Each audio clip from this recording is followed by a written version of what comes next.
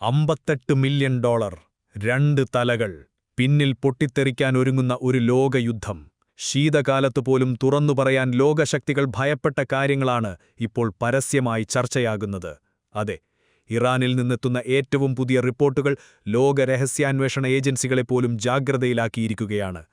American president Donald ട്രംപിനെയും Israel പ്രധാനമന്ത്രി Benjamin നെതന്യാഹുവിനെയും നരകത്തിലേക്ക് അയക്കുന്നവർക്ക് കോടിക്കണക്കിന് ഡോളർ പാരിതോഷികം നൽകുന്ന തരത്തിലുള്ള നിയമനിർമ്മാണ ചർച്ചകളാണ് ഇറാനിൽ നടക്കുന്നതെന്ന റിപ്പോർട്ടുകളാണിപ്പോൾ പുറത്തുവരുന്നത്. ഇതൊരു ഭീഷണി മാത്രമല്ല, മറിച്ച് ലോക രാഷ്ട്രീയത്തിന്റെ അടിത്തറ വരെ കുലുക്കാൻ കഴിയുന്ന ഒരിരുണ്ട സന്ദേശം കൂടിയാണ്. പശ്ചിമേഷ്യയിൽ നിന്ന് പുറത്തുവരുന്ന ഇത്തരം വാർത്തകൾ വെറുമൊരു യുദ്ധഭീഷണിയല്ല, മറിച്ച് ലോകത്തെ മൂന്നാം ലോകമഹായുദ്ധത്തിന്റെ കരിനിഴലിലേക്ക് തള്ളിവിടുന്ന അതിഭയങ്കരമായ ഒരു വധശിക്ഷാ പ്രഖ്യാപനമാണെന്നാണ് വിദഗ്ധരുടെ വിലയിരുത്തൽ.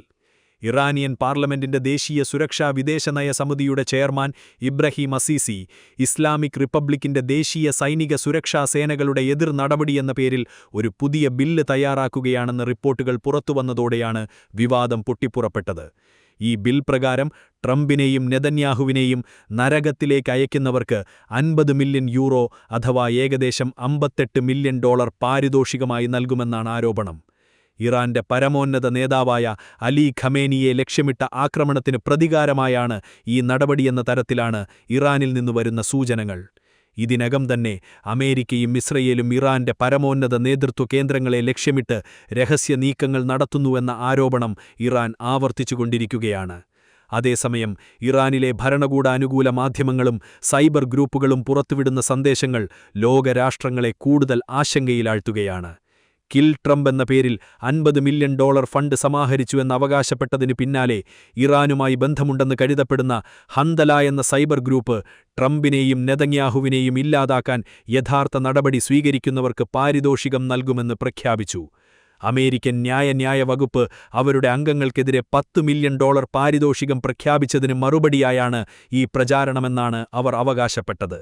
സൈബർ യുദ്ധം, രഹസ്യവധഭീഷണി, മാനസിക സമ്മർദ്ദം, പ്രോക്സി ആക്രമണങ്ങൾ ചേർന്ന പുതിയ തലമുറ ജിയോ പൊളിറ്റിക്കൽ യുദ്ധത്തിലേക്കാണ് പശ്ചിമേഷ്യ നീങ്ങുന്നതെന്ന സൂചനകളാണ് ഇപ്പോൾ പുറത്തുവരുന്നത്.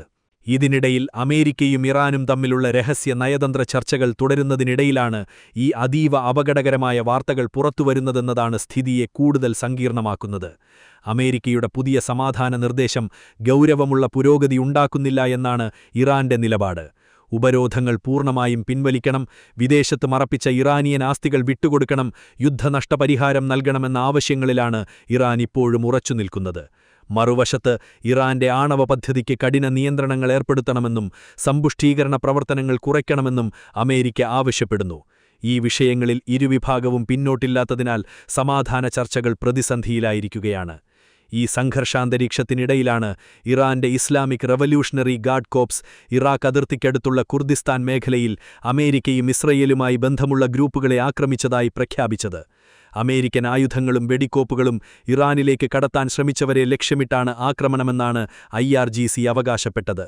അമേരിക്കയ്ക്കും സയോണിസ്റ്റ് ഭരണകൂടത്തിനും വേണ്ടി പ്രവർത്തിക്കുന്ന ഗ്രൂപ്പുകളെ തകർത്തുവെന്നായിരുന്നു ഇറാന്റെ പ്രതികരണം. ഇതോടെ പശ്ചിമേഷ്യയിലെ യുദ്ധം ഒരു രാജ്യത്തിനും നിയന്ത്രിക്കാൻ കഴിയാത്ത രീതിയിൽ വിവിധ അതിർത്തികളിലേക്ക് വ്യാപിക്കുമോ എന്ന ആശങ്ക ശക്തമായി. മറുവശത്ത് ലോക എണ്ണ വിപണിയെയും ആഗോള സമ്പദ്വ്യവസ്ഥയെയും നേരിട്ട് ബാധിക്കാൻ കഴിയുന്ന ഒരു നിർണായക നീക്കവും ഇറാൻ ആരംഭിച്ചിട്ടുണ്ട്. ലോകത്തിന്റെ എണ്ണ ഗതാഗതത്തിന്റെ ജീവനാഡിയായ ഹോർമുസ് കടലിടുക്കിനു മേലുള്ള നിയന്ത്രണം ശക്തമാക്കാൻ ടെഹ്റാൻ പുതിയ അധികാര സംവിധാനം രൂപീകരിച്ചതായി പ്രഖ്യാപിച്ചു. പേർഷ്യൻ ഗൾഫ് സ്ട്രെയിറ്റ് അതോറിറ്റി എന്ന പുതിയ സംവിധാനത്തിലൂടെ ഹോർമുസ് കടലിടുക്കിലെ എല്ലാ നീക്കങ്ങളും നിരീക്ഷിക്കുകയും നിയന്ത്രിക്കുകയും ചെയ്യുമെന്ന് ഇറാൻ വ്യക്തമാക്കിയിട്ടുണ്ട്. ലോകത്തിലെ എണ്ണക്കപ്പലുകളുടെ വലിയൊരു ശതമാനം ഈ ജലപാതയിലൂടെ കടന്നുപോകുന്നതിനാൽ അവിടെ ഒരു സൈനിക സംഘർഷമുണ്ടാകുന്നത് ആഗോള ഇന്ധനവില കുത്തനെ ഉയരാനും ആഗോള സമ്പദ്വ്യവസ്ഥ തകരാനും ഇടയാക്കുമെന്ന ആശങ്കയാണ് ഉയരുന്നത്. ഇപ്പോൾ പശ്ചിമേഷ്യയിൽ കത്തുന്നത് വെറും മിസൈലുകളും യുദ്ധക്കപ്പലുകളും മാത്രമല്ല, മനുഷ്യരാശിയുടെ ഭാവിയെക്കുറിച്ചുള്ള കടുത്ത അനിശ്ചിതത്വവും കൂടിയാണ്. ഇന്ന് ലോകമുറ്റുനോക്കിക്കൊണ്ടിരിക്കുന്നത് ഒരു സാധാരണ അതിർത്തി തർക്കത്തെയോ രാഷ്ട്രീയ ഭീഷണിയെയോ അല്ല, ഒരൊറ്റ തെറ്റായ തീരുമാനം കൊണ്ടുപോലും മാനവചരിത്രം രക്തത്തിലെഴുതപ്പെടാൻ കാരണമായേക്കാവുന്ന ഒരു അപകടകരമായ ശക്തിപ്പോരാട്ടത്തെയാണ്. ഈ യുദ്ധം എപ്പോൾ അവസാനിക്കുമെന്ന് ആർക്കും അറിയില്ല. അടുത്ത മണിക്കൂറിൽ എന്ത് സംഭവിക്കുമെന്ന് പ്രവചിക്കാൻ പോലും ലോകശക്തികൾക്കിന്ന് കഴിയുന്നില്ല. നാളെ വീണ്ടും ഒരു മിസൈൽ ആകാശം കീറിപ്പായുമോ, മറ്റൊരു നഗരത്തിന്റെ രാത്രികൾ പൊട്ടിത്തെറികളിൽ വിറങ്ങലിക്കുമോ, അതോ മറ്റേതെങ്കിലും ഒരു കുഞ്ഞ് തന്റെ കുടുംബത്തെ നഷ്ടപ്പെട്ട് അഭയാർത്ഥി പാളയങ്ങളിലേക്ക് ഓടേണ്ടി വരുമോ എന്നതിലൊന്നും ഇന്നൊരു നിശ്ചയവും ഉറപ്പുമില്ല. ഇറാൻ മുന്നോട്ടുവച്ച പ്രതികാര വാഗ്ദാനങ്ങൾ യാഥാർത്ഥ്യമാകുമോ, അതോ യുണൈറ്റഡ് സ്റ്റേറ്റ്സിന്റെയും ഇസ്രയേലിന്റെയും അടുത്ത നീക്കം എന്തായിരിക്കുമെന്നോ ആർക്കും കൃത്യമായി പറയാൻ കഴിയില്ല. എങ്കിലും ലോകം അതീവ ആശങ്കയോടെ കാത്തുനോക്കുകയാണ്. എന്നാൽ ഒരു കാര്യം മാത്രം ഇവിടെ വ്യക്തമാണ്: ഒരു ദിവസം ഈ യുദ്ധശബ്ദങ്ങളെല്ലാം നിശബ്ദമാകും. മിസൈലുകളുടെ ഗർജനങ്ങൾക്കു പകരം തെരുവുകളിൽ വീണ്ടും കുട്ടികളുടെ ചിരികൾ കേൾക്കും. പ്രതികാര പ്രഖ്യാപനങ്ങൾക്കു പകരം സമാധാന കരാറുകൾ എഴുതപ്പെടും. ഇന്നസാധ്യമെന്ന് തോന്നുന്ന ആ സുദിനം ഒരിക്കൽ വരിക തന്നെ ചെയ്യും. കാരണം ചരിത്രം എത്രയൊക്കെ രക്തച്ചൊരിച്ചിലുകൾ കണ്ടാലും ഒടുവിൽ മനുഷ്യൻ തിരയുന്നത് സമാധാനത്തെ മാത്രമല്ലോ. ആ ദിവസം വിജയം ആരുടേതായിരിക്കുമെന്നിപ്പോൾ അറിയില്ലായിരിക്കാം. എന്നാൽ ഒടുവിൽ സത്യം ജയിക്കുക തന്നെ ചെയ്യും.